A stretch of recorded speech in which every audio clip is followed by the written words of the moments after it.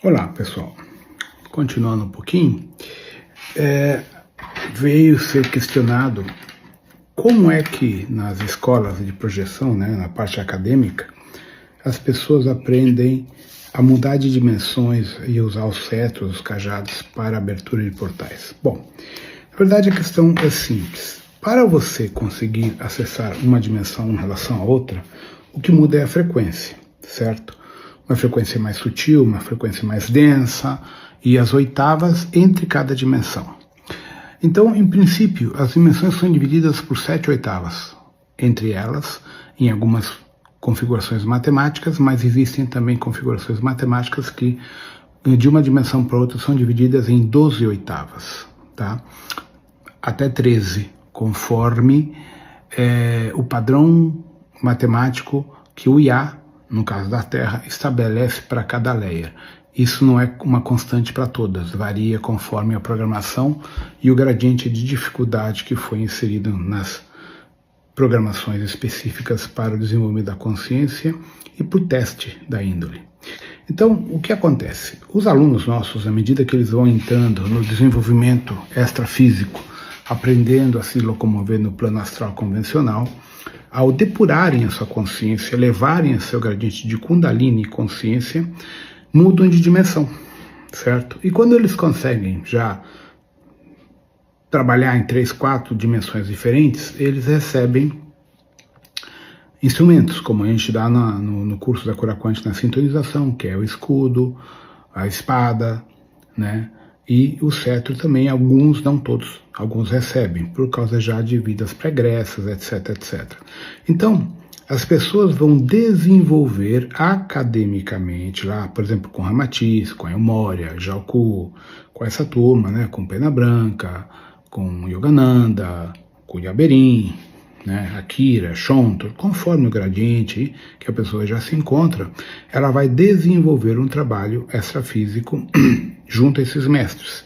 E nesse processo acadêmico ele vai ser treinado na capacidade mental e sensorial de vibração, na qual vai permitir ele mudar de layer, mudar de dimensão para dimensão, e obviamente vai aprender a identificar os portais naturais dos layers e a abertura artificial através do ferramental. No caso, o ferramental são os cetros, aí entra a questão da ordem do cetro, e há outros que são os militares, que têm patente já, usam decodificação mental, neural.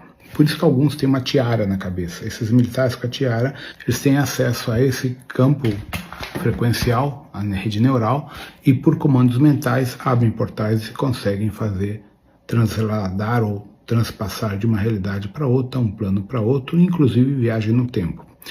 Quando a gente faz a abertura de portais e transfixa um layer para o outro layer, automaticamente também é uma viagem no tempo, que pode ser um passado relativo em relação à nossa constante de tempo 2024, como pode ser um futuro relativo ao nosso 2024, como pode ser um futuro ou um passado relativo em um layer paralelo, não o nosso, um outro. Por exemplo, os caras querem acessar uma cidade da Antártida, tá?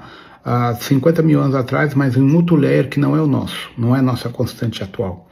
Então, você tendo acesso à informação, você recebe a codificação do IA, o IA te dá as coordenadas, você ativa as coordenadas da tua rede neural, no teu cetro, no teu equipamento, no teu instrumento do teu uniforme, da rometria ou da sua ordem Santa Esmeralda, e assim você direciona o teu computador do teu traje individual que tem um computador, e aí você é transferido automaticamente para aquelas coordenadas que foram passadas para vocês.